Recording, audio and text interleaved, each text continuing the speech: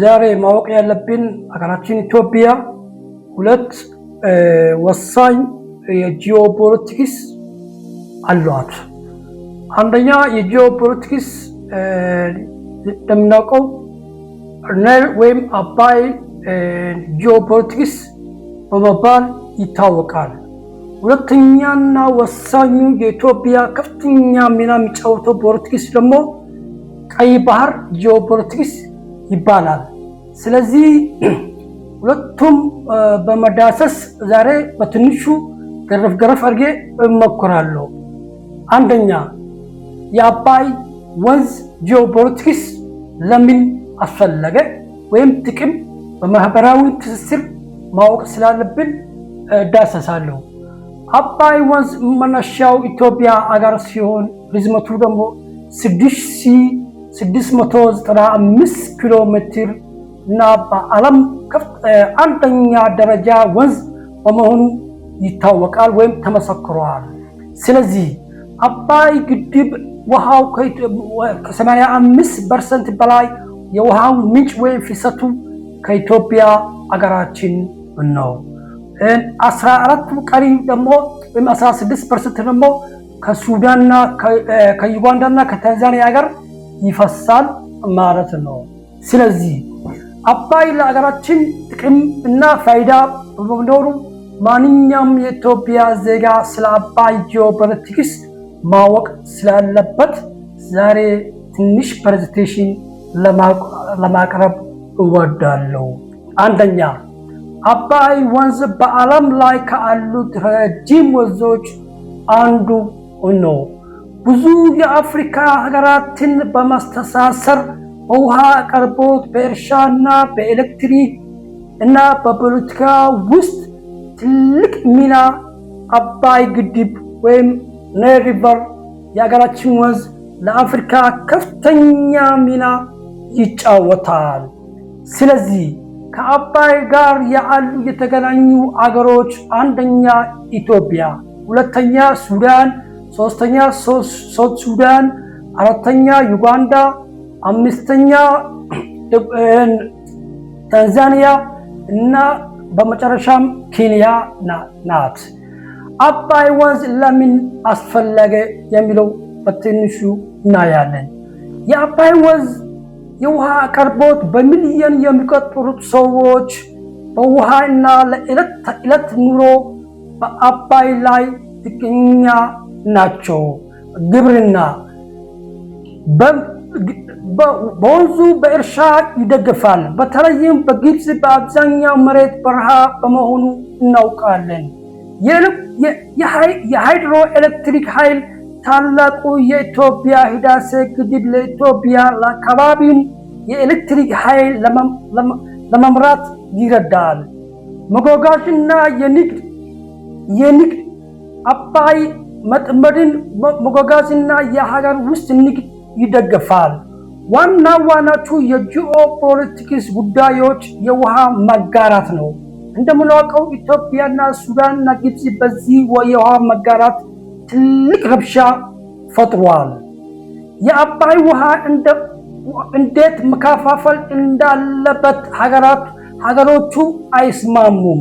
እነ ሱዳንና ግብፅና ኢትዮጵያ ትልቅ ረብሻ በዚህ ላይ አለው። ስለዚህ በኢትዮጵያ ልማትና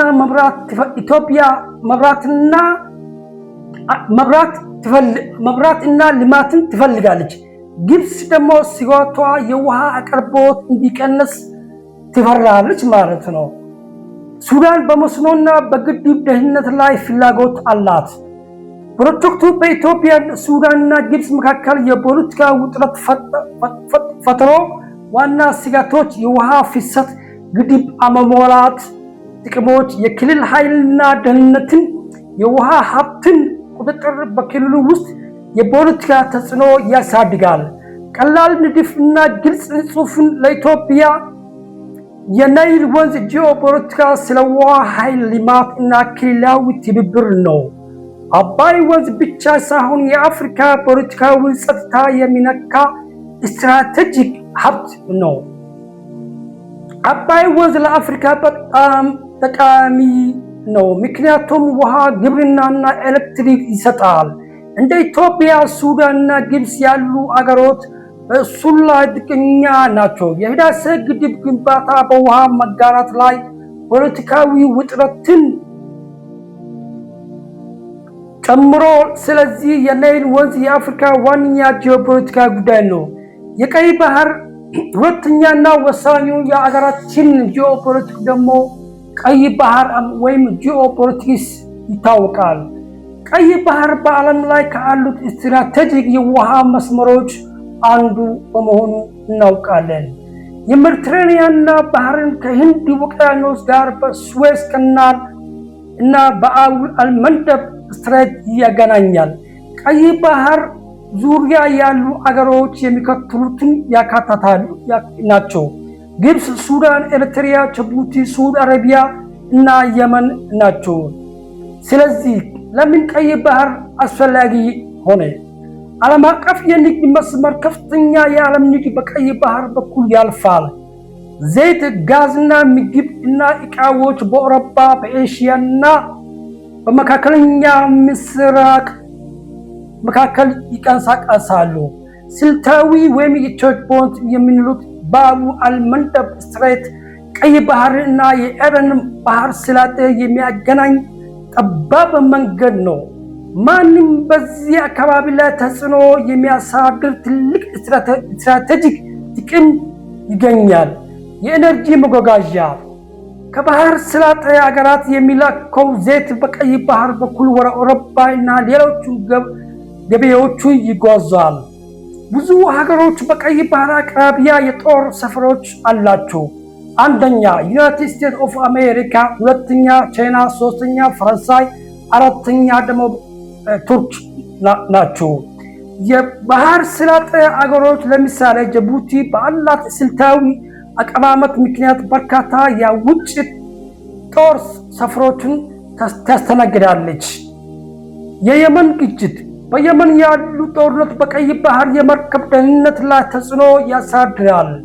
ታላቁ የኃይል ውድድር ዋና የዓለም ሀያላን ወደቦቹን፣ የባህር ኃይል መስመሮችን እና ወታደራዊ ተደራሽነት ላይ ተጽዕኖ ለማድረግ ይወዳደራሉ ማለት ነው። የወደቡ ውድድር እንደ ጅቡቲ፣ ሱዳን፣ ሳዑዲ አረቢያ፣ ኢማራትስ ያሉ ወደቦች በኢኮኖሚያዊ እና በስልት አስፈላጊ ናቸው። በመጨረሻም የቀይ ባህር አስፈላጊ ነው ምክንያቱም ዓለም አቀፋዊ ንግድ፣ የኤነርጂን ትራንስፖርት እና ወታደራዊ ተደራሽነትን ስለሚቆጣጠሩ ነው። የአፍሪካና የመካከለኛ ምስራቅ እና የዓለም ሀያላ አገራትን ተጽዕኖ ለመፍጠር የሚፎካከሩበት ቁልፍ የጂኦፖለቲካ ትስስር ወይም ክልል ነው። ቀይ ባህር በዓለም ላይ ካሉት ስትራቴጂክ የውሃ መስመሮች አንዱ በመሆን ይታወቃል። በአውሮፓ፣ በኤሽያ እና መካከለኛ ምስራቅ በወሳኝ የንግድ መስመር ይገኛል። ሀገራት እና የዓለም ኃይሎች ወደቦቹንና የባህር መንገዶቹን ለመቆጣጠር ይወዳደራሉ ማለት ነው። ስለዚህ ቀይ ባህር በጂኦፖለቲካና በዓለም አቀፍ ደህንነት ዋና ማዕከል በመሆኑ እናውቃለን። ስለዚህ ሀገራችን ኢትዮጵያ ሶስት ዋና የጂኦፖለቲክስ አሏት። አንደኛ ጂኦፖለቲክስ ኦፍ አባይ ወንዝ በመባል ይታወቃል። ሁለተኛ ደሞና ወሳኙ የቀይ ባህር ጂኦፖለቲክስ በመባል ይታወቃል። ሶስተኛና መጨረሻ ደግሞ የሆርን ኦፍ አፍሪካ ቀጠናዊ ትስስር በመሆን እናውቃለን። ስለዚህ ማንኛውም የኢትዮጵያ ዜጋ ሶስቱ ወሳኝ የኢትዮጵያ ጂኦፖለቲክስ ማወቅ፣ ማንበብ ወይም መከታተል ግዴታ በመሆኑ ሁሉም ሰው የራሱን ተጽዕኖ ፈጥሮ ይህ በማንበብም በመርዳትም ትልቅ አስተዋጽኦ በማድረግ ይጠበቅብናል ማለት ነው። ስለዚህ እነዚህ ሶስቱን ጂኦፖለቲክስ ኢትዮጵያ አሁን እንደምናውቀው ከለውጡ በኋላ ከፍተኛ ሚና በመጫወት ላይ ትገኛለች። ኢትዮጵያ ሀገራችን ቀይ ባህር ወይም የባህር ወደብ አስፈላጊ ለዚህ ነው። ባህር ኃይል ለማግኘት ኢትዮጵያ ግድ በመሆኑ ይህ ተግባራዊ ደግሞ በዚህ ዓመት ኢንሻአላህ ተግባራዊ እንደሚሆን